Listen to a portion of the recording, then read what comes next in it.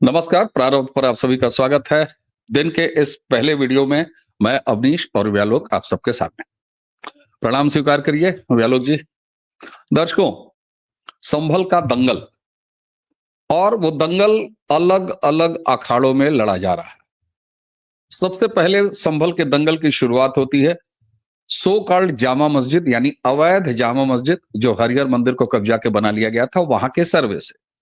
सर्वे के बाद जो कुछ भी हुआ उसको आप संगल का दंगा कहिए या मजहबियों का हुड़दंग कहिए या उनकी गैंगवार कहिए, 5 कौम की राह में शहीद भी हुए।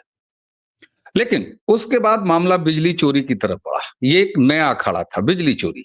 एक ऐसी मस्जिद जिसके ऊपर अवैध बिजली घर, मुख्यमंत्री योगी आदित्यनाथ ने कहा साहब अवैध बिजली घर बना के 150 से ज्यादा कनेक्शन और बिजली चोरी की जा रही थी। और तो और बर्ग साहब 1 करोड़ 91 लाख रुपए के जुर्माने के हकदार बने बिजली चोरी के आरोप में।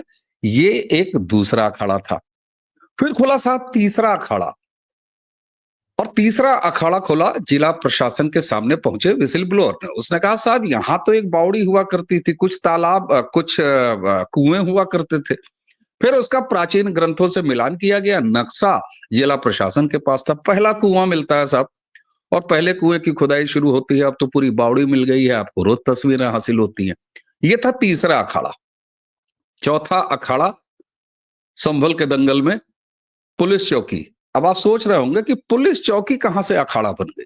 दरअसल जामा मस्जिद के पास ही, और वो अशांत इलाका है। मजे की बात यह है कि इस भारत में 47 में मजहब के आधार पर एक मुल्क देने के बाद भी हम मुसलमानी इलाका, हिंदू इलाका, इस तरह की मजबूरियों में आज भी हमें जकड़ना पड़ रहा है, और वो भी संभल जैसी जगह में। बहरहाल योगी आदित्यनाथ ने कहा कि साहब अगर यहाँ पर कोई सार्वजनिक जमीन है तो जरा इस मोहल्ले की सुरक्षा बढ़ा दी जाए, सो कॉल्ड अवैध जामा मस्जिद के आसपास शांति बहाल रहे, तो एक पुलिस चौकी का निर्माण किया जाए। सीसीटीवी वगैरह लगी हैं, खुदाई हो ही रही है।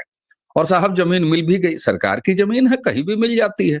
सरकार की जमीन मिली और वहां पर बड़े ही धार्मिक अनुष्ठान के तहत जैसे एक भूमि पूजन होता है वैसे भूमि पूजन हुआ, और पुलिस चौकी लगभग बन के तैयार है, लिंटर हो चुका है। अब उसमें सफाई का काम चल रहा है। लेकिन ऐसे कैसे, इसे अखाड़ा कैसे नहीं बनाया जाए? तो साहब हैदराबाद वाले ओवैसी 15 मिनट वाले, उनमें से जो उनके बड़े भाई हैं, जो सांसद भी हैं और वकील भी हैं, वो प्रकट हुए, कहे कि लीजिए साहब ये जो पुलिस चौकी आप बना रहे हैं, दरअसल ये वक्फ की जमीन पर बनी हुई पुलिस चौकी है। उसके लिए उन्होंने कोशिश किया। हालांकि डीएम पेंसिया साहब ने साफ साफ सारे दस्तावेजों को, 2 अटेम्प्ट हुए कि ये वक्फ की जमीन है, इसको वक्फ किया गया है, ऐसे 2 कागजातों का जिला प्रशासन ने परीक्षण किया और उसके बाद कहा कि ये दोनों के दोनों अनरजिस्टर्ड है, फर्जी विल है, ऐसे कागज का रुक्का है, इसका कोई मतलब नहीं है। मस्जिद के पास बनने वाली पुलिस चौकी पूरी तरीके से सरकारी वैध जमीन पर बन रही है। लेकिन वैसे ही यहीं नहीं रुके, वो सुप्रीम कोर्ट पहुंच गए और article 1991 places of worship act को चैलेंज करते हुए जो अश्विनी उपाध्याय का मुकदमा है, अब उसी के साथ इनका मुकदमा भी क्लब कर दिया गया है। यानी संभल ने अब सुप्रीम कोर्ट दिल्ली की यात्रा भी कर ली है। उसका भी फैसला जब आएगा तब आएगा। व्यालोक जी, मैं कहता हूं कि ओवैसी साहब बिल्कुल ठीक कह रहे हैं। वो वक्फ की जमीन है, मैं मान लेता हूं, लेकिन समाज की शांति के लिए वक्फ की जमीन तो छोड़िए, मैं तो कहता हूं जामा मस्जिद की ऊंची मीनार पर भी अगर कोई पुलिस की पोस्ट बनानी पड़े, जामा मस्जिद की छत पर पुलिस चौकी खोलनी पड़े, क्या दिक्कत है? और मैं तो ये कहूंगा चरारे शरीफ, अगर वहां भी कोई बंकर बना के मिलिट्री, ये देश हित का मामला है, ये समाज और देश की सुरक्षा का मामला है। ऐसे में कौन से ऐसे बड़े हिंदू मंदिर नहीं है जहां पुलिस पोस्टें नहीं है? हम ये बदला वाला बात करेंगे ही नहीं। मैं तो ये कह रहा हूं कि वक्फ नहीं, वक्फ के बाप की जमीन हो, लेकिन अगर देश प्रदेश के सुरक्षा और समाज को सुरक्षा देने के लिए अगर पुलिस चौकी स्थापित होती है तो वो क्यों ना स्थापित हो? मैंने मान लिया कि वो वक्फ की जमीन है। व्यालोक जी, मैं आपकी पूरी बातचीत खेलें, आपकी जो पूरी बातचीत है उसमें मैं वक्त खेलने से इनकार कर देता हूं। मैं उसमें 2 बिंदुओं पर आपत्ति करूंगा, 2 पर सहमति, और उसके बाद अपनी बात रखूंगा। पहली बात, कोई अखाड़ा नहीं है। रजाकार भौंक रहे हैं तो भौंकने दीजिए। उनका उपाय वही है जो समय पर कभी वो मिल जाएंगे तो योगी आदित्यनाथ की पुलिस उनके नितंबों पर अगर 4 लाठी देगी तो वही उनका उपाय है। वो बहुत तेजी से दौड़ रहे हैं। आजम खान, अतीक अहमद और बाकी के जो इंतजाम हुए हैं, बर्क के, ये बर्क का दादा क्या क्या बोलता था वो भी हम लोगों को याद है ना। तो इसलिए वो जो रजाकार ओवैसी है वो उसी तरफ बढ़ रहा है। पहली बात तो ये, कोई अखाड़ा वखाड़ा नहीं है। दूसरी बात कि उसने कहा कि वक्फ की जमीन है, तो है भाई। उनके हिसाब से तो पूरी कायनात वक्फ की है। उनके हिसाब से तो भारत का सुप्रीम कोर्ट वक्फ की जमीन पर है। उनके हिसाब से लाल किला वक्फ की जमीन पर है। इनके जो रेगिस्तानी बाप दादा आए थे, लुटेरे, जिन्होंने इनके बाप दादाओं को तलवार गर्दन पर रख के और सलवार पहनवाई और कुछ से सलवार उतरवाई और मर्दों को सलवार पहनवाई, उन लोगों ने इस देश की कौन सी जमीन छोड़ी है? इस देश का कौन सा कोना छोड़ दिया है साहब? 47 में अपना टुकड़ा ले गए, अपनी औकात से ज्यादा ले गए।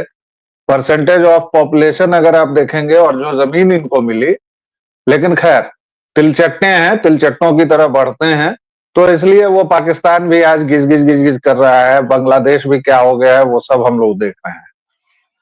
तो जमीन भाई तुम्हारी ही है, लेकिन आपने जो सवाल कहा, हाँ है तो क्या करोगे?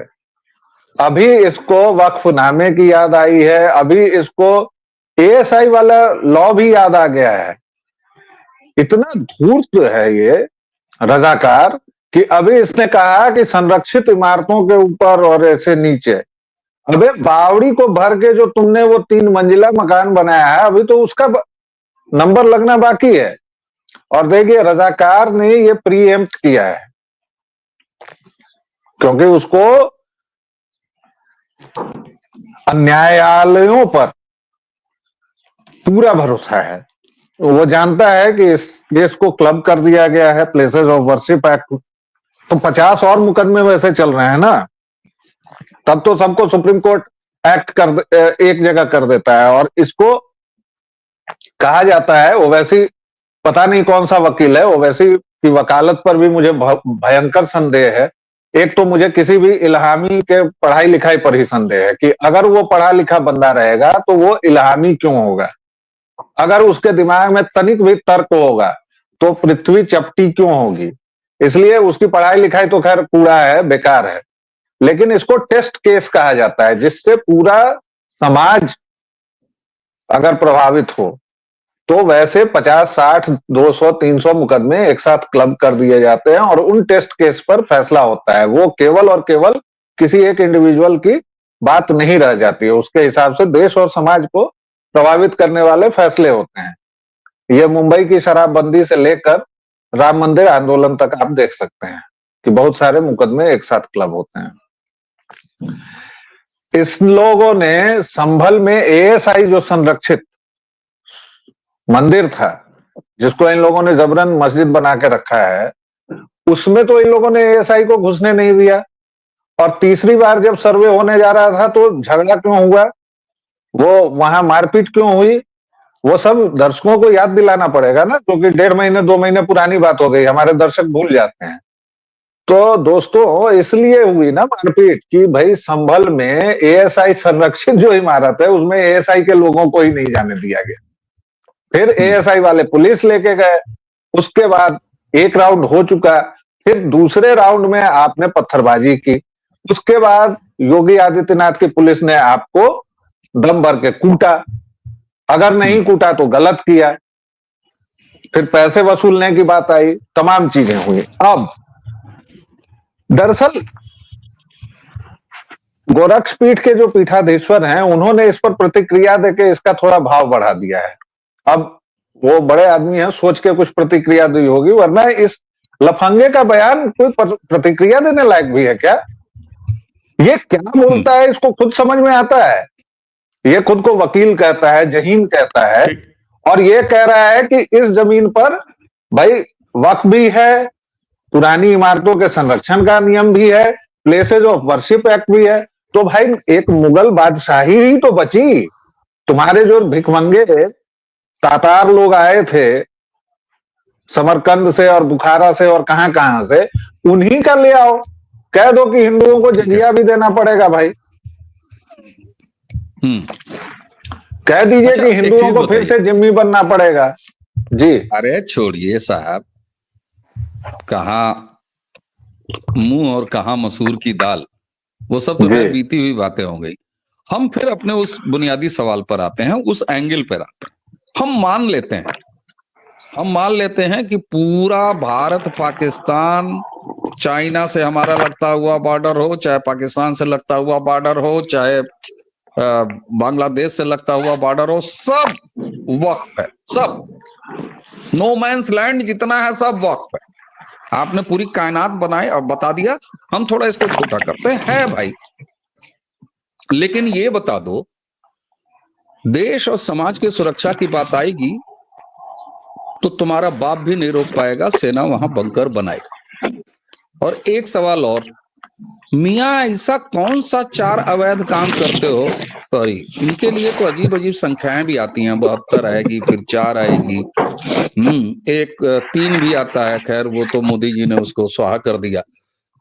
हम ये कहते हैं कि तुम कौन से ऐसे 4, 6, 8, 72 गलत काम करते हो कि तुम्हारे मोहल्ले में अगर मस्जिद बन गया, सॉरी अगर पुलिस चौकी बन गई तो हालत तुम्हारी खराब हो जाती है क्या भाई?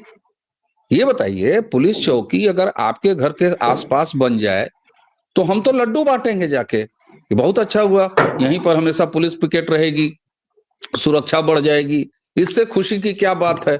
यहां पर कहा जाता है कि Yogi ji law and order बढ़िया करिए, हर आदमी के पिछवाड़े एक ठो पुलिस वाला लगा दीजिए AK-47 लेके, नहीं तो फिर लॉ एंड ऑर्डर की स्थिति खराब है। यहां तुम्हारे मोहल्ले के पिछवाड़े में एक पुलिस चौकी बैठा दिया है, जामा मस्जिद की भी सुरक्षा होगी, कोई वहां पर कुछ गड़बड़ नहीं कर पाएगा है। जबरदस्ती रातों रात जो है योगी जी का बुलडोजर जाके वहां पर कुआं खोद के फिर उसमें पुरानी ईंटें लगा के फिर उसको पाट नहीं देगा, और फिर सुबह आके फिर उसकी खुदाई करके कहेगा मिल गया कुआं, यूरेका यूरेका। ये सब बंद हो जाएगा ना भाई। तुम्हें सीसीटीवी से क्या परेशानी है ये बताओ भाई? सीसीटीवी ये तो कहेगा नहीं कि बेगम नकाब हटाओ, वो तो ये नहीं कहेगा ना, वो तो जिस हालत में रहेगा रिकॉर्ड करेगा। अब तुम और तुम्हारा अब्दुल भाई किस कमरे से निकल के किस घर में चला जा रहा है कि भाई एक मस्जिद से अगर 150 घरों में बिजली सप्लाई हो रही तो और क्या क्या कितने घरों में सप्लाई हो रही होगी? तुम्हें सीसीटीवी और पुलिस चौकी से डर क्यों है ये बताइए? क्यों नहीं होगा डर? आपकी तुलना ही बेमानी है साहब। आप एक ऐसे संप्रदाय से उनकी तुलना कर रहे हैं जो कानून का पालन करता है, जिसको कानून में रस है, जिसको समय से चलने में, कानून के हिसाब से चलने में जो अपनी सुविधा मानता है। दूसरी तरफ वो जाहिल उजड बर्बर मजहबी हैं जिनको किसी भी चीज से समस्या हो या ना हो, कानून से बड़ी समस्या है। क्यों समस्या है? क्योंकि अवैध कब्जा उनका है, अवैध बिजली उनकी है, अवैध घर उनका है, अवैध पाखाना उनका है, उनका सोना हगना मूतना खाना सब कुछ अवैध है जी। सर ये वैध हैं? नहीं और है। जब मैं कह रहा हूं कि ये वैध हैं, ये सवाल उठा रहा हूं, तो मैं ये कहता हूं कि भारत, बांग्लादेश, अफगानिस्तान, पाकिस्तान में जितने भी मुसलमान हैं, एक को मुसलमान ही नहीं है, सब फर्जी मुसलमान है भाई, ये तो कन्वर्टेड हिंदू हैं। तो और हम ही लोग ये नहीं कहते हैं, हम ही लोग ये नहीं कहते हैं, इनके जो बाबूजी लोग हैं अरब वाले, वही इनको 3rd class 4th class citizen मानते हैं। अरे आईसीएस में जाते हो तब तो तुमसे पखाना साफ करवाते हैं, तुमको बंदूक छूने तक नहीं देते, उठाने की बात तो दूर करो। इससे ज्यादा तुम लोगों के लिए देखिए कौम की राह में अगर कोई इस तरीके से अपने को कुर्बान कर रहा है तो आप इसका इस तरीके से मजाक मत उड़ाइए, वो पाखाना जिहाद है भाई साहब। क्या क्या बात ठीक है, पाखाना जिहाद करें, गूग जिहाद करें, लेकिन मैं ये बात कह रहा हूं कि तुमको शर्म से संगसार कर लेना चाहिए खुदे को। ऐसे पत्थर लो, ऐसे मारो कि तुमको तुम्हारे लोग जिनको तुम बहुत महान मानते हो, आतंक की ट्रेनिंग लेने गए हो, वो भी तुमसे पखाना साफ करवाते हैं, पहली बात। दूसरी बात, आप देखिए दिल्ली के हिंदू विरोधी दंगे हों या फिर अभी संभल में जो कांड हुआ, आपसी इनकी मारपीट हुई, या फिर मुरादाबाद, कहीं देख लीजिए साहब, मस्जिदों से हथियार निकल जाते हैं, इनके मोहल्ले की छतों पर पत्थर रखे रहते हैं। क्यों रखते हैं? आपके घर की छत पर पत्थर है भाई, जब मकान बना होगा तो एक आध गिट्टी विट्टी होगी छूटी, उसको भी जल्दी साफ करो जी, बैठने में ठीक नहीं लगता है, तुरंत धो धा के आपने करवाया होगा। आपका कोई भी रिकॉर्ड अगर अभी मांग दे सरकार कि भाई हमें आपकी जमीन से लेके आपकी नौकरी से लेके आपका सब कुछ चाहिए, कितने सेकंड लगेंगे किसी हिंदू को? 5 सेकंड से 10 सेकंड में वो जहां रखा होगा वहां से ले आएगा।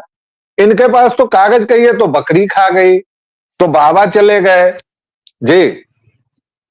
फिर आपने आरोप लगा दिया बकरी खा गई। किसी भी सरकारी योजना में अगर 5 कागजों की आवश्यकता होती है तो अब्दुल और फरजाना के पास 105 कागज होते हैं उस सरकारी योजना का लाभ उठाने के लिए।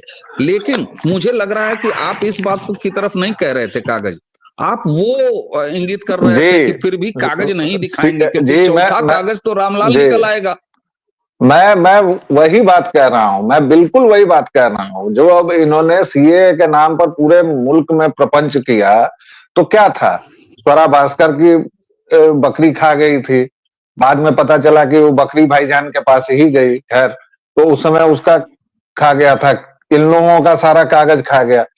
तो वैध चीजों से जो डर है ना सर, और वैध बातों से, क्योंकि इनकी पूरी जिंदगी बुनियाद से लेकर खात्मे तक अवैध है। ये पैदा हुए हैं अवैध, ये जाएंगे अवैध, और अगर बीच में ये अल्लाह उबर कहते हुए फटे नहीं या फिर कहीं से गिरे नहीं, तो फिर इनका खात्मा भी अवैध ही होगा, भले ही ये कुछ भी चिल्ला लें। एक आखिरी बात रजाकार ओवैसी के लिए मैं पूछना चाह रहा हूं। हम लोगों के मोहल्ले में तो आपने बता दिया कि भाई पुलिस पिकेट या कुछ भी बनेगा तो हम लोग तो प्रसन्न होते हैं कि चलो यार अब कम से कम इतनी दूर सुरक्षित रह गया मामला, इतनी दूर कैमरा लग गया। हमारे तो मोहल्लों में हम लोग आपसी राय से कैमरा लगवा लेते हैं। खैर ठीक, अभी फिर से मैं पहली बात पर आ जाता हूं कि ये रजाकार का प्री एम्प्टिव दांव है कि वो 3 मंजिला इमारतें न गिरा दें योगी सरकार, और वो गिरेगी क्योंकि वो तो बावड़ी के ऊपर है। बिल्कुल साहब। देखिए दर्शकों, बड़ी साफ सी बात है, तुम चाहे सुप्रीम कोर्ट चले जाओ और चाहे कहीं चले जाओ, सुप्रीम कोर्ट ने भी हमेशा ये बात कही है कि हम किसी अवैध को कंटिन्यू नहीं रहने देंगे, ऐसा कोई आदेश हम नहीं दे सकते। और ये मामला सुप्रीम कोर्ट, हाई कोर्ट सब ने कहा है, और इसीलिए मैं बार बार कहता हूं कि बुलडोजर की कार्रवाई कभी रुकने वाली नहीं है। बावड़ी अगर नीचे निकल रही है, सरकारी या किसी और धर्म की जमीन पर अगर निकल रही है, जमीन पर मालिकाना हक दूसरे का है, तो अभी मेरठ वाले केस में सुप्रीम कोर्ट ने 200 साल का नाम लिया कि अगर 200 साल से कोई काबिज है लेकिन अवैध रूप से काबिज है तो वो वहां रहने नहीं पाएगा। इसलिए ओवैसी चाहे 15 मिनट में दौड़ के सुप्रीम कोर्ट जाओ या कुछ भी कर लो मियां, बुलडोजर लगातार चलेगा। और मैंने व्यालोक जी के साथ बातचीत करते हुए इसी प्लेटफॉर्म पर बताया है कि जिला प्रशासन इस कदर तैयार है कि अगर उसे अवैधता को खत्म करने के लिए, उजाड़ने के लिए पूरा संभल खोदना पड़े तो योगी आदित्यनाथ जी का एडमिनिस्ट्रेशन वह भी काम करेगा। तो साहब, जैसे ही ओवैसी ने कहा कि ये वक्फ की जमीन है, योगी का ये कहना वक्फ नहीं, वक्फ के बाप की जमीन हो, लेकिन समाज की शांति के लिए, शहर की सुरक्षा के लिए हम पुलिस चौकी बनाएंगे। ज्यादा बोलोगे तो योगी जी को परेशान न करो, एटीएस का कोई वहां पर कैंप वैम्प बना देंगे, दिमाग सही हो जाएगा। व्यालोक जी, आपने हमें समय दिया, आपका बहुत बहुत धन्यवाद। दर्शकों, इसी के साथ हमें और व्यालोक जी दोनों को आज्ञा दीजिए। नमस्कार।